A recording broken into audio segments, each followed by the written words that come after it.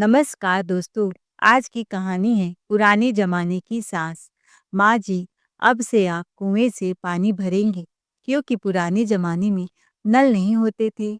और तो और, अब आप बैलगाड़ी से ही कहीं आना जाना भी करेंगे, क्योंकि तब बसें नहीं होती थी। और हाँ, अब से घर में टीवी नहीं चलेगी, क्योंकि पुराने जमाने में औरतें मनोरंजन नहीं करती थी। वे सिर्फ कोल्हू के बैल की तरह काम करती थीं। सपना की बात सुनकर गंगा देवी की आंखें घूम गईं। उनका चेहरा गुस्से से लाल हो गया। इतना तो समझ में आ गया था कि सपना ने उन्हें उन्हीं की भाषा में जवाब दिया है। असल में गंगा देवी एक कड़क स्वभाव की, परंपराओं को निभाने वाली सख्त महिला थी, जिसकी बातें ही नहीं बल्कि उनके ताने भी घर में गूंजते रहते थे। उनकी पुरानी सोच हर किसी को बर्दाश्त करनी पड़ती थी, लेकिन उनके इस पुरानी सोच के चलते सबसे ज्यादा तकलीफ उनकी बहू सपना को ही होती थी।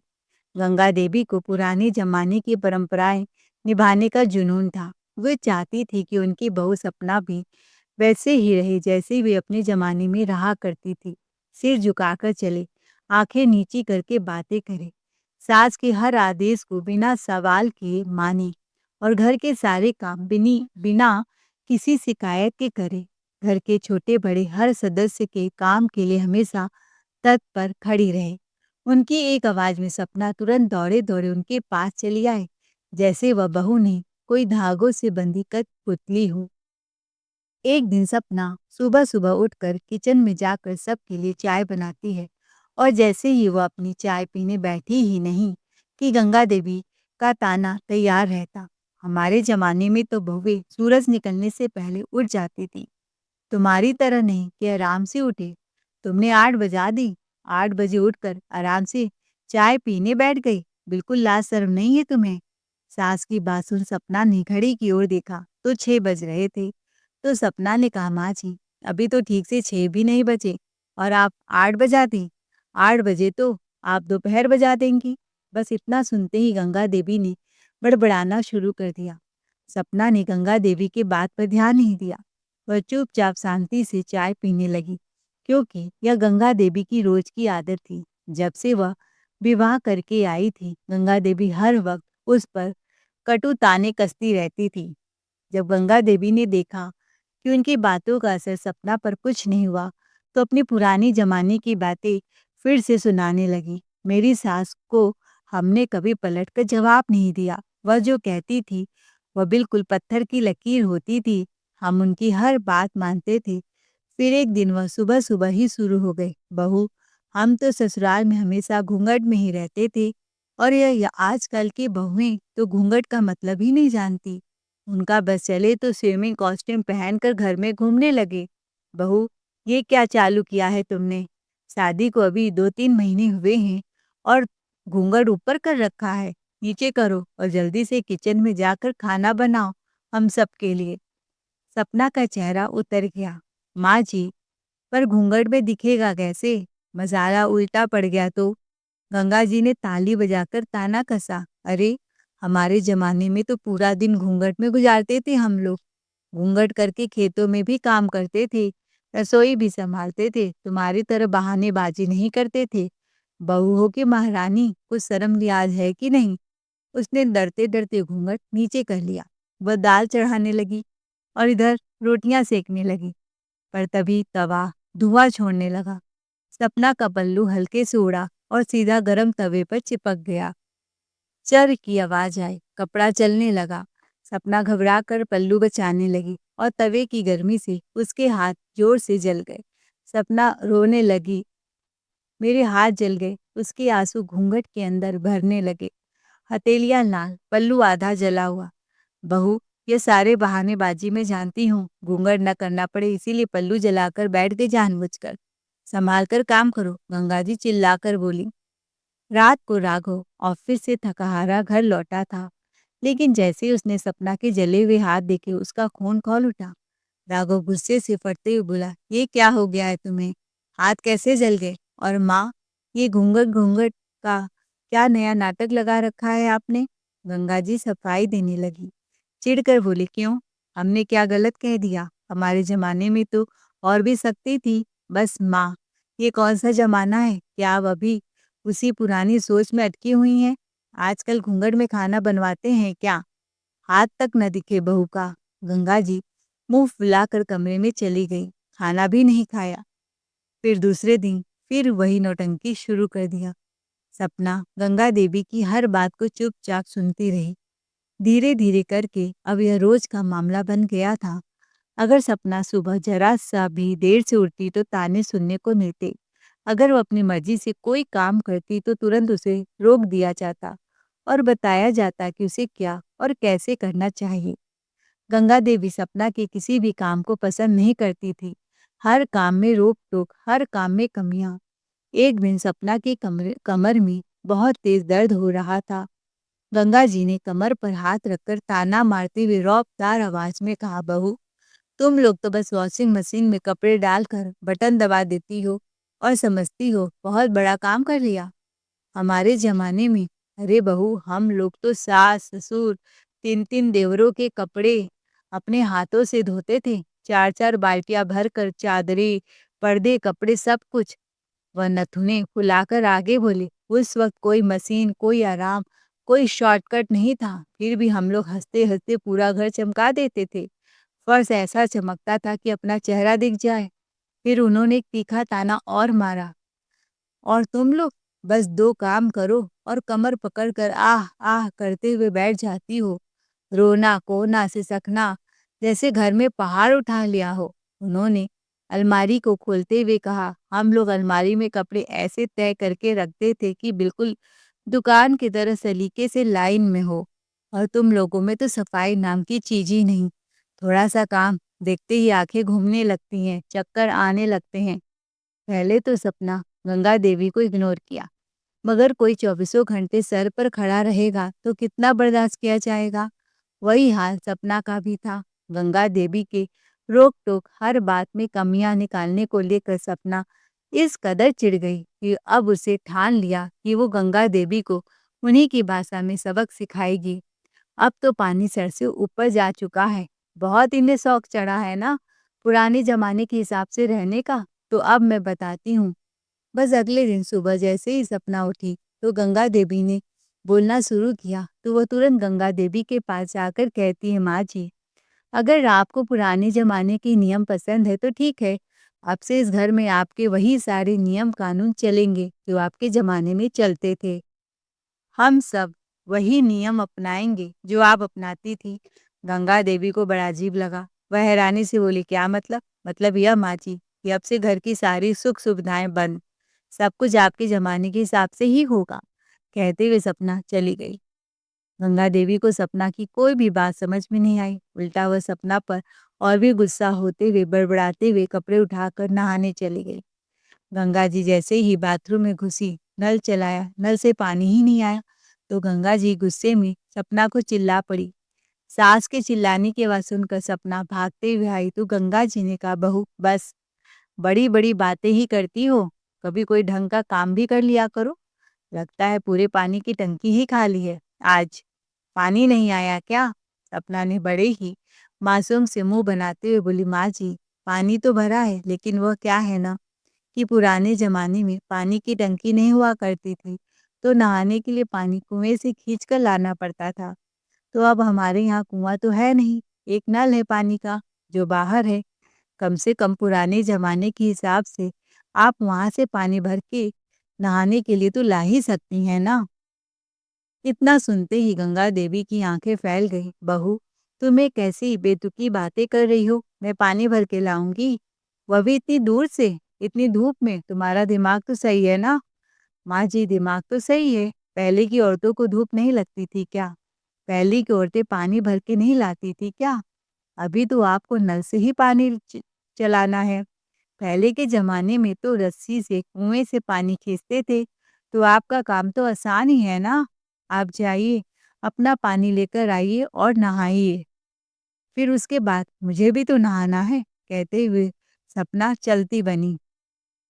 अब बेचारी गंगा जी परेशान, क्या करे? बाथरूम में खड़े खड़े ही बेटे को चिल्ला चिल्लाकर आवाज लगाने लगी, अरे राघव, कहाँ है? देख, तेरी पत्नी पागल हो गई है। मैं बाथरूम में साबुन लगाकर फंसी हूँ और यह मुझसे कह रही है कि बाहर से पानी भर कर लाओ।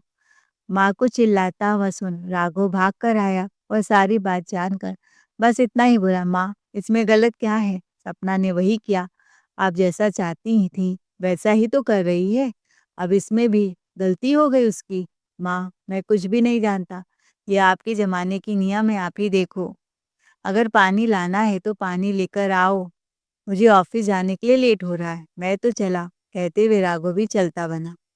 अब बेचारी गंगा जी परेशान जैसे तैसे एक बाल्टी पानी लेकर आई और नहाने के बाद कपड़े छोड़ दिए बाथरूम में।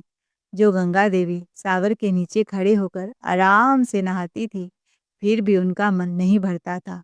आज वही गंगा जी एक बाल्टी पानी में ही उनका काम चल गया। खैर, जैसे तैसे तो गंगा जी ने नहा लिया, लेकिन जैसे ही बाथरूम से बाहर आई तो एक नई मुसीबत। सपना ने घर की सारी गाड़ियां, बाइक सब पर कपड़ा डालकर उसे बंद करवा दिया और चाबी अपने पास रख लिए, यह कहती हुई कि अब से सबको बैलगाड़ी से ही यात्रा करना पड़ेगा, क्योंकि पुराने जमाने में कार नहीं होती थी, ना ही बसें चलती थी। और माँ जी आपको भी डॉक्टर को दिखाने जाना होगा या दवा लाने जाना होगा या कहीं भी तीर्थ यात्रा पर जाना होगा तो आप भी बैलगाड़ी से ही जाएंगी, बस और ट्रेन से बिल्कुल भी नहीं। सपना की बात सुन गंगा देवी ने एक बार फिर से राघव को घूरते हुए देखा तो राघव ने साफ साफ बोला, माँ मुझे ऐसे मत देखो, मैं कुछ भी नहीं कर सकता। आप ही ने तो कहा था ना कि पुराने जमाने के हिसाब से चलने के लिए। पुराने जमाने में सब सही था तो चलने दो। जब पुराने जमाने की तुम नहीं बदल सकती तो सुख सुविधा कैसे बदल सकती है? बेटे की दो टूक सुन गंगा जी ने कुछ भी नहीं कहा और गुस्से में जाकर हॉल में बैठकर टीवी ऑन करने लगी। टीवी भी नहीं खुल रही। गंगा जी ने गुस्से में रिमोट पटक कर देखा, फिर उसका सेल चेक किया तो उसमें बैटरी ही नहीं थी। रिमोट की बैटरी गायब देख गंगा जी चीख पड़ी, अरे अब क्या घर में टीवी देखने की भी आजादी नहीं है क्या? गंगा देवी की आवाज सुन सपना मुस्कुराते हुए आई और बोली, नहीं माँ जी, बिल्कुल भी नहीं। टीवी के बारे में तो भूल ही जाइए। टीवी कहाँ थी पहले किसी के घर में? गांव में किसी बिरले के पास ही टीवी हुआ करती थी, जहाँ सारा गांव इकट्ठा होकर टीवी देखने जाता था। तो अगर आपको क्योंकि सास भी कभी बहू थी देखना है, तो आप देखिए किसके यहाँ जा सकती हैं टीवी देखने। फिलहाल तो यह समझ लीजिए कि हमारे घर में टीवी है ही नहीं, और वैसे भी पुरानी जमाने में औरतें मनोरंजन नहीं करती थी, वे सिर्फ काम करती थी। सपना की बात सुन गंगा जी और भी झिंझला पड़ी। खैर जैसे तैसे सपना ने भी ईंट का चूल्हा बनाया, बड़ी मुश्किल से दाल चावल सब्जी बनाई। रोटी तो बना ही नहीं पाई। खाने में आगे दाल चावल सब्जी दे गंगा जी का पारा हाई हो गया। बहू यह क्या है? रोटी कहाँ है? तुम्हें पता है ना, बिना रोटी के मेरा पेट नहीं भरता। तो सपना ने बड़ी ही शांति में बोला, माँ जी वह क्या है ना कि मुझे चूल्हे पर खाना बनाने की आदत नहीं है, धीरे धीरे सीख जाऊंगी। अभी तो बड़ी मुश्किल से इतना ही बना पाई हूँ। थोड़ा दिन मैनेज करिए, फिर मेरे भी हाथ चूल्हे पर सेट हो जाएंगे, तो फिर मैं आपको अच्छे से खाना बनाकर दूंगी। सपना की बातों के आगे गंगा जी को कुछ सूझा ही नहीं। मन ही मन बड़बड़ाने लगी, इसके मुंह लगने से तो अच्छा है कि जो मिल रहा है चुपचाप खा लो। गंगा जी जैसे ही खाने बैठी, सपना ने उन्हें फिर से टोका, अरे माँ जी यह क्या कर रही हैं आप? पुराने जमाने में औरतें चारपाई या कुर्सी पर बैठकर खाना नहीं खाती थी, उन्हें तो जमीन पर बैठकर खाना खाना पड़ता था। भूल गई क्या? सपना की बात सुन गंगा जी बहुत चक्की रह गई। उनका चेहरा गुस्से से लाल हो गया। वे समझ गई बहू ने उन्हें उन्हीं की भाषा में जवाब दिया है। फिलहाल तो गंगा जी ने कुछ भी नहीं बोला और खाना खाकर चुपचाप अपने कमरे में चली गई। गर्मी बहुत थी। जैसे ही एसी ऑन करने गई तो उनका रिमोट भी नहीं मिला। पंखा खोलने गई तो पंखा भी नहीं चल रहा था। एक तो सुबह से गंगा जी का दिमाग खराब था, ऊपर से अब यह एसी भी नहीं चल रहे थे। गर्मी से गंगा जी की हालत खराब हो रही थी, तो गुस्से से चीख पड़ी सपना के ऊपर, बहू यह पंखा क्यों नहीं चल रहा है? अब क्या इसे भी बंद कर दिया तुमने? बिल्कुल माँ जी, पुराने जमाने में एसी पंखा यह सब कहाँ होते थे। ये लीजिए मैं आपके लिए हाथ का पंखा लेकर आई हूँ, आपको जितनी हवा चाहिए आप इसी से ले लीजिए। इतना ही नहीं, अब से घर के सारे काम हाथ से किए जाएंगे। कोई वॉशिंग मशीन नहीं, कोई मिक्सी नहीं, कोई पंखा या कूलर नहीं। माँ जी, पुराने जमाने में तो सब कुछ हाथ से ही होता था, तो अब हम सब भी वही करेंगे। आप एक काम करिए, आपने नहा तो लिया लेकिन कपड़ा धोया नहीं, तो या तो मुझे बाहर से पानी लाकर दीजिए, मैं कपड़े धो दूंगी, या आप बाहर खुद ले जाकर कपड़े धो दीजिए, क्योंकि मैं बाहर तो निकल नहीं सकती। मैं घर की बहू हूँ और पुराने जमाने की बहुएं घर की दहलीज पार नहीं करती थी। सपना की बात सुन गंगा देवी की हालत खराब होने लगी। एक तो गर्मी में बिना पंखे कूलर के रहना, मिट्टी के चूल्हे पर खाना बना हुआ कच्चा पक्का आधा अधूरा खाना खाना, क्योंकि सपना को चूल्हे पर बनाने की आदत नहीं थी, और खुद गर्मी में बाहर से नल चलाकर पानी भरना लाना, यह सब उनके लिए बहुत मुश्किल होने लगा। ऊपर से जाने अभी सपना पुराने जमाने के नाम पर क्या क्या उनसे से करवाएगी, यह सोचकर ही कांप गई गंगा जी। तभी उनका मोबाइल बज उठा। इससे पहले कि गंगा देवी उठ पाती, सपना फुर्ती से दौड़ कर आई और झट से मोबाइल उठा लिया। अरे बहू, जरा देखने तो दो किसका फोन है, गंगा देवी झुंझलाकर बोली। सपना ने बिना घबराए कहा, अरे माँ जी, भूल गई क्या, पुराने जमाने में मोबाइल नहीं होते थे, अब जो होगा देखा जाएगा किसका फोन है। गंगा देवी अंदर ही अंदर खींच गई, लेकिन सपना ने फोन देने से साफ मना कर दिया। अब हालत यह थी कि वो न पड़ोसियों से बात कर पा रही थी, न कहीं आ जा पा रही थी। ऊपर से इतनी भयंकर गर्मी थी। करीब 1 घंटे बाद दरवाजे पर दस्तक हुई। उनकी बेटी रोते सिसकते घर में घुसते ही बोली, क्या माँ, स्टेशन पर गाड़ी तक नहीं भेज सकती थी? घर में 2-2 गाड़ियाँ खड़ी हैं और मुझे ऑटो से आना पड़ा। मैंने बताया था ना, गर्मी की छुट्टियाँ में मैं बच्चों के साथ आऊँगी। फ़ोन क्यों नहीं उठाया आपने? वह आगे बोली, अब ससुराल में तो मुझसे इतना काम नहीं होता। ऊपर से मेरी 5-5 नंदें आ गई थी। मैं मौका देकर भागी और यहाँ पहुँची हूँ। यह क्या, कितनी गर्मी है और घर में एसी बंद क्यों है? ठंडा, भाभी, पहले कुछ ठंडा पानी, शरबत या कोल्ड ड्रिंक तो ले आओ। फिर वह गंगा देवी के पास बैठकर बोली, माँ, आप ऐसे क्यों चुप बैठी हैं? सब ठीक तो है ना? गंगा देवी ऐसे चुप थी मानो किसी ने उनकी आवाज़ छीन ली हो। पूरा चेहरा ऐसा जैसे साफ सूंघ गया हो। अचानक सपना ने बीच में बात काटते हुए कहा, दीदी, माँ जी से क्यों पूछ रही हैं? मैं बताती हूँ। आप छुट्टियाँ मनाने आई हैं, पर यह जगह कुल्लू मनाली या शिमला नहीं है कि आपको ऐसी हवा मिलेगी। यहाँ तो न फ्रिज है, न कोई कोल्ड ड्रिंक और न ही कोई वॉशिंग मशीन। गाड़ियाँ भी बस नाम की है। माँ जी ने आपको बताया नहीं? जितने संस्कार बहू पर थोप रही थी, अब उतना ही सारा झमेला आपको भी झेलना पड़ेगा। सपना ने तंज कसते हुए आगे कहा, यहाँ सुविधा ढूंढने का सवाल ही नहीं दीदी। रहना है तो जैसे हम रहते हैं वैसे ही रहना पड़ेगा। नहीं रहना तो दरवाजा खुला है, आप जा सकती हैं। बबली चौंक कर बोली, भाभी, यह क्या बदतमीजी है? सपना ने कहा, ओह, अब मुझे ही शिष्टाचार सिखाएंगी आप? और हाँ, यह कैसा पहनावा है आपका? इतनी छोटी सी ड्रेस। मैं तो हमेशा 5 मीटर की साड़ी में लिपटी ही रहती हूँ। और यह देखिए, 10 फीट नीचे मेरी घूंघट है और आप ऐसे ही चली आई, नंग बड़ंग। गंगा देवी सर पकड़कर बैठ गए। हे भगवान, यह सब क्या हो रहा है? मेरा सिर फटा जा रहा है। अभी पीछे से बच्चों ने दौड़कर कहा, मामी मामी, मैगी मिलेगी? नूडल्स? सपना ने पलट कर कहा, नहीं, मैगी वैगी कुछ नहीं मिलता यहाँ। खाना है तो दाल चावल चूल्हे पर उबल रहे हैं, खाकर बैठो। यह घर है, कोई रेस्टोरेंट नहीं। वैसे भी पुराने जमाने में रेस्टोरेंट नहीं होते थे। माँ, यहाँ ना एसी है, ना फ्रिज, टीवी तक नहीं, और ऊपर से पलंग पर सोने की इजाज़त भी नहीं। ये टूटी-फूटी चारपाई, इससे तो अच्छा मैं अपने ही घर चली जाऊँ। आप लोगों को तो रहना है तो रहो, अपने पुराने ज़माने की सोच में। इतना कहकर बबली गुस्से में अपना बैग उठाकर वापस अपने ससुराल की तरफ चल दी। गंगा जी हक्का-बक्का रह गई और वहीं धाराशायी होकर फूट-फूट कर रो पड़ी। हे भगवान, सच में मेरे ही अक्ल पर पत्थर पड़ गया था। मैं ही गलत थी। आज खुद के ही जाल में बुरी तरह से फंस चुकी थी। गंगा जी और घर का कोई भी सदस्य उनके साथ भी नहीं दे रहा था।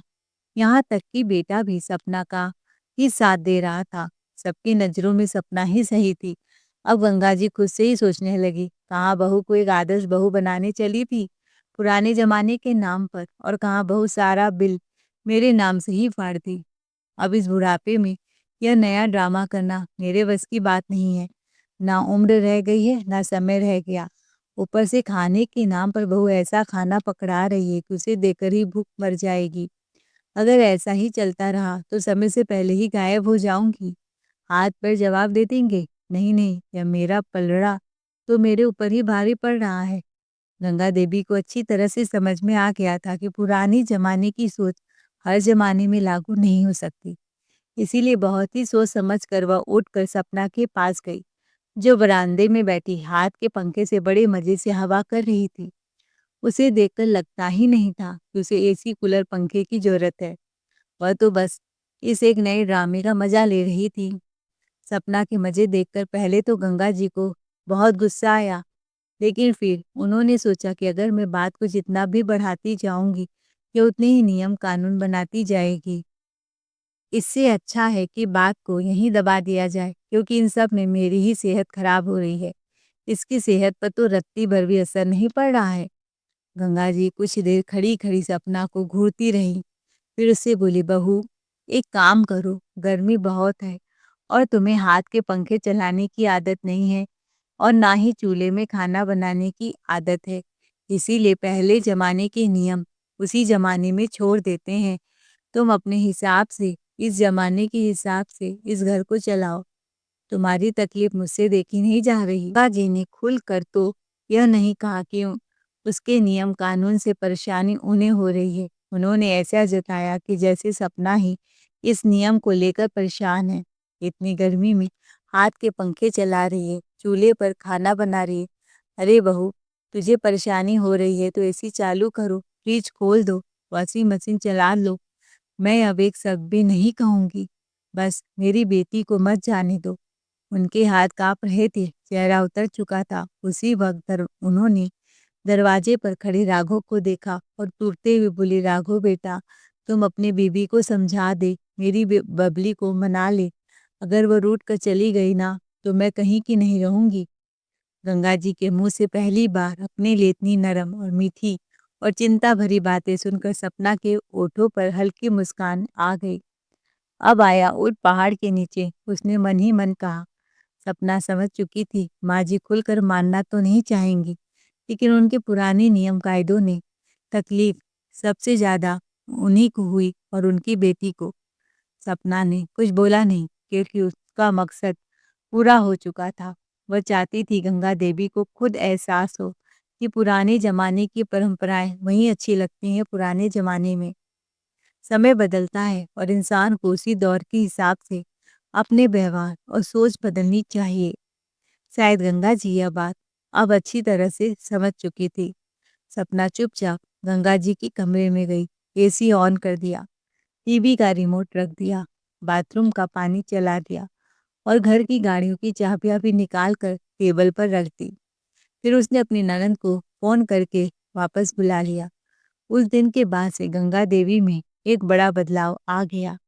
अब वह सपना को किसी बात पर ताना नहीं मारती, ना ही 6 बजने को 8 बजे बोलती थी, ना ही हर वक्त उसके काम में कमियां ढूंढती। और सबसे बड़ी बात, अपने हमारे जमाने में वाले भाषण हमेशा के लिए छोड़ दिए। सपना की बुद्धिमानी, हिम्मत और शांत सूझबूझ ने न सिर्फ उसकी खुद की जिंदगी बदल दी, बल्कि उसकी सास की सोच को भी एक नए रास्ते पर ला खड़ा किया।